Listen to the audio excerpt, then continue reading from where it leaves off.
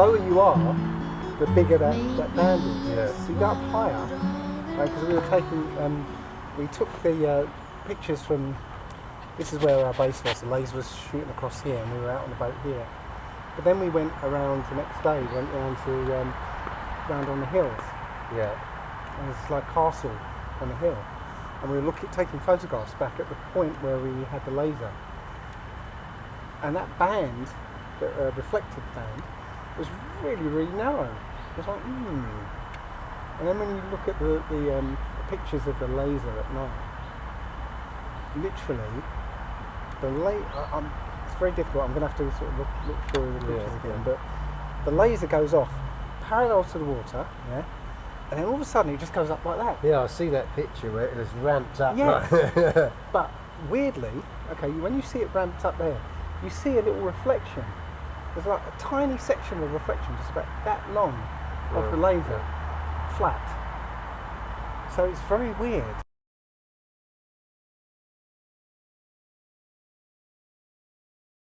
It's not, it doesn't make any sense. No. I did find this video of an experiment where they fire a laser through an aquarium, and they pour sugar into the aquarium, and after they get to a certain amount of sugar, the laser beam just goes like that. So the laser beam goes through the aquarium and then suddenly dips. Oh, that's weird. Yes, it is. Light bends with the sugar water on the bottom. Please let me know in comments below how does this work. Pretty awesome, huh? So that's what I think is going on. There's so much dense air close to the surface of the water that the laser goes so far and then it goes up. And that's what we were seeing. We were going out and the laser was kind of hitting the back of the boat at a certain height, at the same height. And all of a sudden it started going up like that. And like really suddenly it was like, and then before long it's above our heads and we could just no, the Earth's curved. are we proving the curved Earth here? So we're kind of asking, we're radioing back to base and say, okay, we think the laser is either hitting the water somewhere or it's not quite level. So they said, okay, we'll try and level it. We'll try and sort of move it up and down. So we're watching this laser, and this laser was going. We're saying, what are you doing back there? Why are you making the laser go sort of? They said, we're just slipping a piece of paper under the laser. One sheet of paper, and the laser just went. What's going on? So we think it's this dense air, because the lake's only a metre deep. The whole lake's only about a metre deep, so it's very humid, very close to the surface. So we tracked back along the laser beam to see if it was actually hitting the water, but we couldn't. We went back and we saw it come down, and it just went down, and then horizontal. Weird. There's some atmospheric effect, and I think it's the same thing that's that mirrored reflection. Because I know there's a guy that was doing. Did you see that one? He was tracking boats, and he had his laptop. An Australian guy. He's got his laptop and he's tracking a boat, so he knows exactly how far it is. And he does one that's like 35 miles out. He measures his elevation. Gets his P900, zooms out on it, and there's one of them that's 35 miles out, and it should have been something like 252 or something feet below curvature, and you can see the water crashing up on the bow. But then another day he's gone out there and there's a ship only 30 miles out, and it's having this weird effect where like the water looks like it's boiling and part of the ship's missing, but then when you work it out, it's actually a reflection of the boat. Yeah, some weird stuff sort of in that vanishing point. There's some weird stuff going on. Yeah, there's a lot of that atmospheric effect. The Eco Spitfire's hull is hidden behind the horizon. The Cassandra is 35.3 miles out, and the Eco Spitfire is 32.3 miles out. The Cassandra is 3 miles further out than the Eco Spitfire, and the Eco Spitfire is 3 miles closer than the Cassandra. And if you look at the footage of the Eco Spitfire from part 3, the horizon does not look natural, it does not look like a swell. It actually looks like a blue flame. Why is it that we haven't heard anything about this? Up until, come up want us to know, why is it that we don't know that when you look off in the far distance, you'll see the reflection just flip up? What that should be common knowledge. That we should just look up. Oh, it's that, isn't it? But no, we're finding this out. We're discovering this for ourselves. Well, we're having to relearn from being a child, aren't we? We're having to be the scientists. Yeah, exactly. Yeah. Because we're not getting any truth from science. Well, it makes me laugh when these people get on in this comment section, and they're going on about, you're not scientists, nothing. Well, what science are you doing? You're scientists. Look, picking up a book and reading it. Or get yourself a camera going to and prove us wrong. Go to Wikipedia. I know it says this in Wikipedia. You know what the funny thing about the open letter to Neil deGrasse Tyson, the 12 questions. Well, so many people popped up and said, "Oh, I can answer these questions for you," as if I asked them. But the funny thing is, virtually all their answers are different. So I've got like a whole raft of different answers to one question. Might be a good video. I was thinking about that. Ask these questions, just show it. A comedy video. The best one out of all those questions is the gyroscope and the artificial horizon. Oh yeah. A lot of people, their answer is, "I don't know about this one. I'll have to get back to you," and they don't. But the other popular answers is, well, the gyroscope's aligned to the centre of the Earth. Well, actually, no, it isn't. It doesn't work like that. It's fixed in space. Rigidity in space. And the other answer is, oh, it's got electronics in it, and it's all computerised. So no, it doesn't. Well, it's like the guys that run the video 6 hours, don't they? And just run the electronic gyro there. Yeah. It doesn't move at all, does it? Yeah, we should. Yeah. Exactly. Yeah. That's the funny thing, the evidence is right there, but you've got to be able to be open to it. If you're not open to it, it doesn't matter what evidence somebody puts in front of you. You've got to be open to the possibility at the very least. And that's what we're coming up against. People aren't even open to the possibility. No, they just don't want to see it, do they? It is a shame. It's hard work, isn't it? Yeah. But I've got to the point where I'm not about trying to convince anybody. No. It's no point. Well, if all you can do is discuss it, isn't it? And if those people, entertain the idea, think about it, you get a few that will venture into it further, don't they? And do a little bit more. Well, I trust that the right ears will see it, hear it, and the right eyes are going to see it. So, you put it out there, they'll find it. What is it? There's those that see that when they're shown, and those that never see, but it's those that see, like, would be, well, let's take 33%, dare I say it, right? can show those other 33%, the last lot will be sheep anyway, and they'll just follow, so maybe there's a chance. Well, there's a marketing sort of mantra, it's called the 1990 rule. Right. And when you get a group of people involved in something, you get 1% who are the doers. Right. Yeah, they're the ones going out and doing stuff and making content and actually doing stuff. You get the 9% of people who are actively commenting. So they they don't actually go off and do stuff themselves. They comment and repost and stuff. So they kind of help in that way.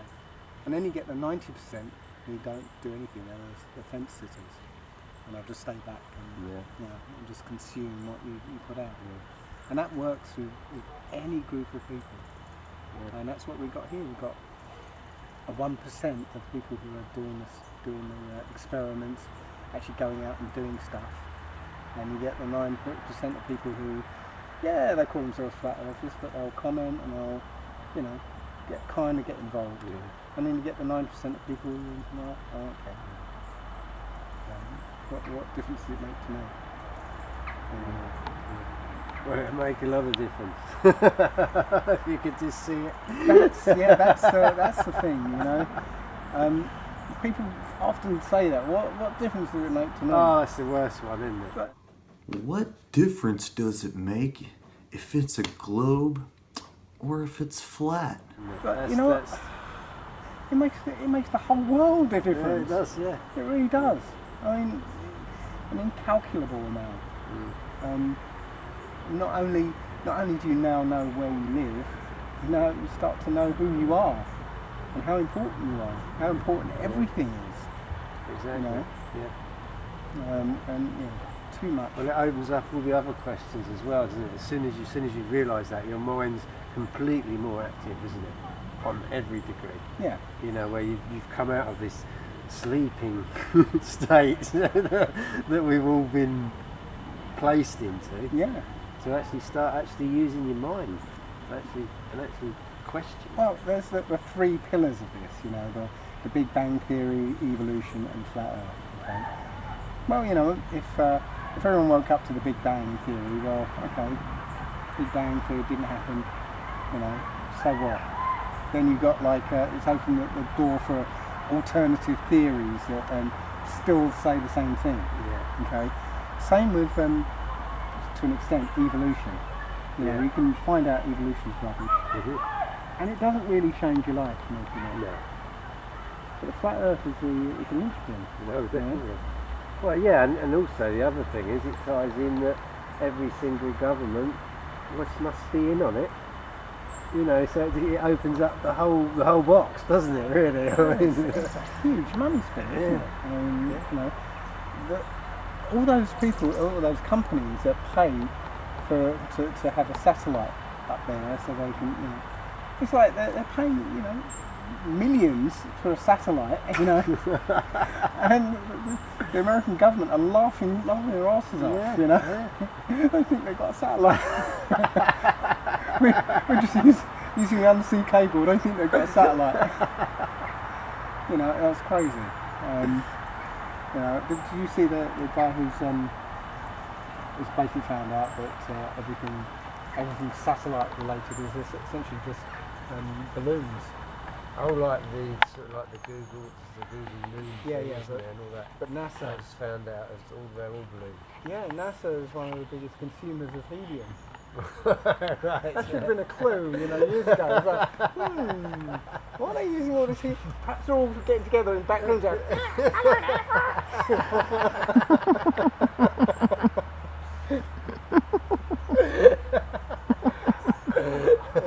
Should have been a clue. It's just so much fun just seeing this once you've got over the initial shock. Yeah. You know, I can't look at anything NASA puts out these days without grinning. It's such a laugh, isn't it? Because I know. Did you see that? Apparently the other day I see something there. They found snails on Pluto. You know, I mean. Thought they could have found something a bit scarier, you know. Sony and escargot, excellent. You know, at least you know you can run from them, eh? You know. Right. So. It's really strange, and I have to admit, it looks like it's leaving a path. So, do we see space snails on Pluto? You know how they found snails on Pluto? The camera, I believe. Oh, okay. Yeah, I got a photo of it. Right. So we've got the P900, which is probably the best zoom on Earth, really. Yeah. And I'm not sure you can zoom in on a snail. Maybe they got one of them sellotaped in front of a, module. Well, that's what they usually use, isn't it? I think tape or something like that. They've discovered snails who live in Devon Island, you know. Or else they're using for the surface of Pluto these days.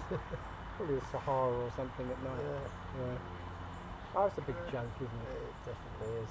Because you know, whenever NASA puts something out, there are thousands of people now just going, okay, watching every frame, like, look, there's a bubble. It, yeah, that's it. You know, I mean, the detectives are there, aren't they? They can't get away with it. But then, you know, as you say, I can show people all of these things You know, as I said before, I can say, why can't Tim Peake do that experiment live?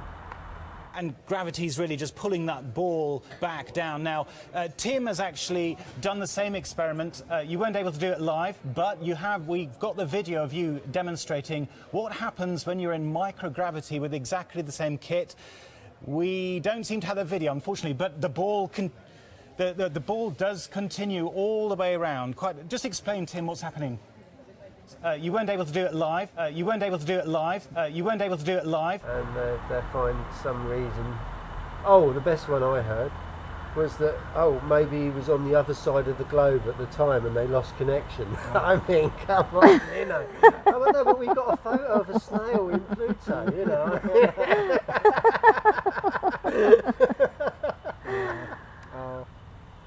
There was somebody before the other day. I keep getting all this stuff all the time. It's hard to keep track of it all now. But this is a great thing about this. Now that when people find out this stuff, they become scientists and they usually come up with their own proof. Without being prompted, they usually come up with their own proof. This is brilliant. It's like we're all scientists now, and we're actually real scientists. Well, that's it. Right, we're actually doing stuff. Actually, well, going back to basics, isn't it? Really, and like you can't start your journey halfway up and just think, well, everything underneath's been taken care of. I'll just start from here. I'll be lazy. You can't do that, can you? You wouldn't lie to us. The problem is though, I've seen in Flat Earth that people, there are a lot of people who have actually started with the Flat Earth. So they've seen that and it's like, oh wow, okay, I've got this. But they haven't got the basic. No, they don't know the whole deception of it. So how deep it really goes. Yeah.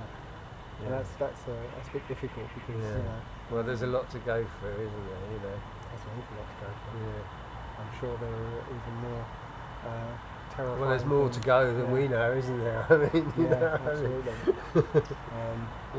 You'd be a total arrogant fool to believe that you were sitting on the whole package, Yeah, I've been caught out by that a few times now. I know it. No, I don't. I don't know anything, actually.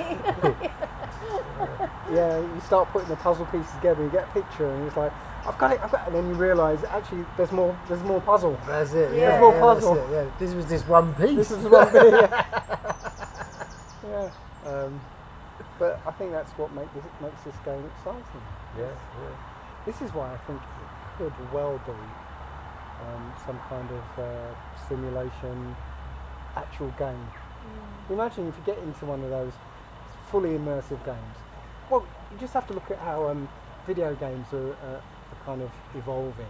Yeah. If you look at one of these fighting games now, they're almost real. I mean, looking at the screen, squint your eyes, you think you're watching a movie. Yeah.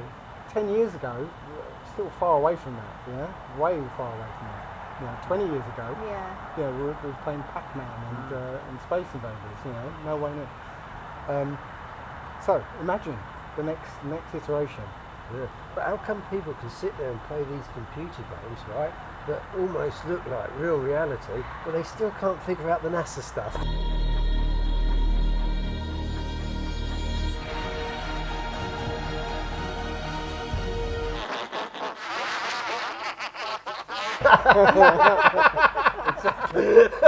What's going on there? But if you think about the next step onwards from that, having the computer game not on a screen, but beamed straight into your head. Jumping holograms, straight into your head. So bypassing all your senses, so you're fully immersed in this game. And you believe you're in control. That's the funny part of it. Well, yeah, because it's the game programmer that's in control. But then once you've got used to that idea that all your senses are fully immersed in this game, then go to the next stage. Well, the thing that stops it from being real, even if it's being directly put in the brain, is your memory that it's not real. So what if you could have your memory disabled while you're playing this game? So you plug in, start the game, and you wake up in the game.